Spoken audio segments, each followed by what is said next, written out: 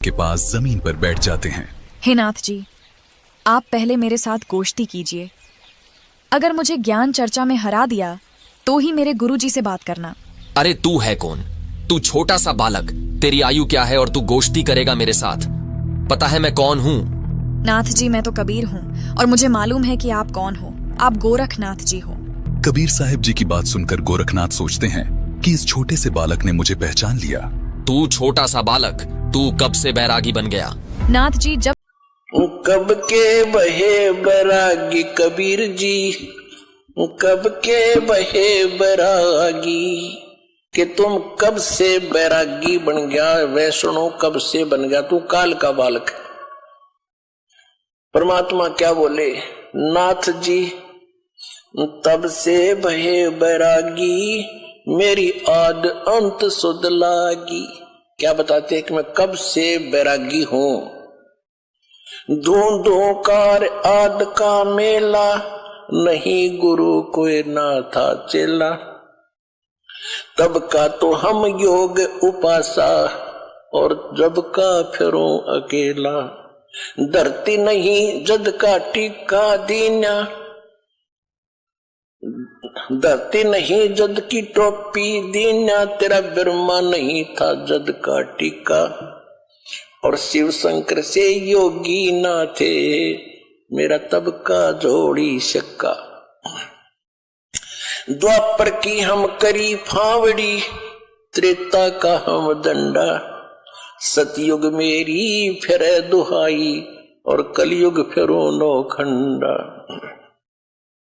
गुरु के बचन साध की संगत, अजर अमर घर पावे। कह कबीर सुनो हो गोरखे, हम सबको तत्व लखावे। कि ए गोरखनाथ, मैं जब तक ना ब्रह्मा था ना विष्णु था, उससे पहले का हूं मैं। इस बात को सुनकर गोरखनाथ जी को ने क्या पूछा? अरे क्यों बात बना रहा है तू भक्त? तेरी उम्र क्या है? अब क्या बताते हैं परमात्मा? जो बूझे सोए बावड़ा, जो बूझे सोए बावरा, क्या है उम्र हमारी। असंख्य योग पर ले गए हम तब के ब्रह्मचारी। कोटि निरंजन हो गए पर लोक सिधारी, हम तो महबूब हैं भाई सदा ब्रह्मचारी। अरबों तो ब्रह्मा गए ये 49 करोड़ कन्हैया। तेरे 7 करोड़ तेरे शंभू मर गए, मेरी एक नहीं पलैया। ओए होए, कहते हैं करोड़ों निरंजन मर गए, अलख निरंजन 21 ब्रह्मांड के स्वामी। और कहते हैं अरबों तो ये ब्रह्मा मर गए, और 49 करोड़ विष्णु ये तेरे कन्हैया, और 7 करोड़ तेरे शंभू मर गए, मेरी एक नहीं पलैया। अब भी शंकर जी का पुजारी नाथ जी थे, और जब ये कहा कि तेरे शंभू भी मर लिए 7 करोड़, और मेरी एक भी पल आयु की नहीं घटी है, अर्थात मैं अविनाशी हूं। कोटन नारद हो गए ये मोमंद से चारी, देवताओं की गिनती नहीं ये क्या सृष्टि बिचारी। नहीं बूढ़ा ना बालक और ना कोई भाट भिखारी, कह कबीर सुनो हो गोरख, यह उम्र हमारी। गोरखनाथ जी और क्रोधित हो जाते हैं और अपने त्रिशूल के ऊपर के भाग पर सिद्धि से उड़कर बैठ जाते हैं। कबीर, यदि तू इतना महान है तो मेरे बराबर में आकर बातें कर। हे नाथ जी, हम ज्ञान गोष्ठी के लिए आए हैं, न कि ये नाटक करने के लिए। आप नीचे आकर ज्ञान चर्चा करो ताकि जनता को सच्चाई का पता लग सके। तेरे पास कोई सिद्ध शक्ति नहीं है, तू और तेरा गुरु दुनिया को गुमराह कर रहे हो। आज तुम्हारी पोल खुलेगी। अगर शक्ति है तो आओ बराबर में, यहीं चर्चा करेंगे, नहीं तो हार स्वीकार कर लो। ठीक है गोरखनाथ जी।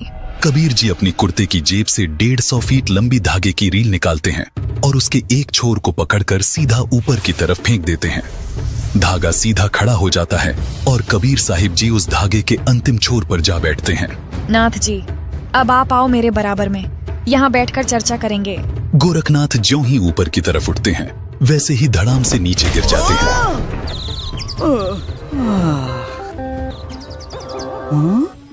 हे कबीर जी, कृपया नीचे आ जाइए और अपने दास पर दया करके अपना परिचय दीजिए। आप कौन शक्ति हैं और किस लोक से आए हैं? हे गोरखनाथ जी, मैं तो अवगत स्थान सतलोक से आया हूँ।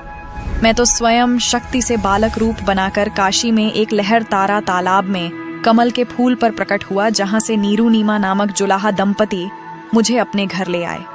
मेरे कोई माता पिता नहीं है, न ही मेरी कोई पत्नी है, और जो उस परमात्मा का वास्तविक नाम है वही कबीर नाम मेरा है।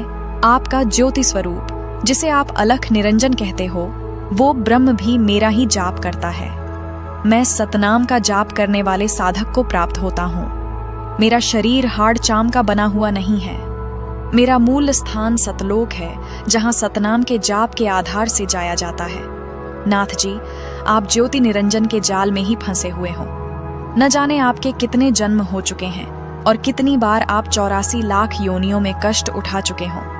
यदि आप मेरी शरण में नहीं आते तो आपकी 4 युगों की भक्ति को काल कलयुग में नष्ट कर देता है। हे कबीर जी, मुझे आपकी बात पर विश्वास हो गया है, लेकिन मैं आपकी एक परीक्षा लेना चाहता हूँ। मैं दरिया में डुबकी लगाऊंगा। यदि आप मुझे खोज लोगे तो मैं आपका शिष्य बन जाऊंगा। ठीक है गोरखनाथ जी, छुप जाओ दरिया में। ये सुनकर गोरखनाथ गंगा नदी की तरफ चल पड़ते हैं और साथ में दर्शक भी पीछे पीछे चल पड़ते हैं। गंगा के पास जाकर गोरखनाथ जी गंगा में छलांग लगाकर मछली का रूप धारण कर लेते हैं। कबीर परमात्मा भी गोरखनाथ जी के बाद गंगा दरिया में डुबकी लगा देते हैं और सैकड़ों मछलियों के बीच गोरखनाथ को पकड़कर तथा उनका असली रूप बनाकर उन्हें किनारे पर ले आते हैं। इस प्रकार गोरखनाथ जी ने कबीर साहिब जी को पूर्ण परमात्मा स्वीकार किया और उनके शिष्य बने तथा कबीर साहिब जी से भक्ति प्राप्त की।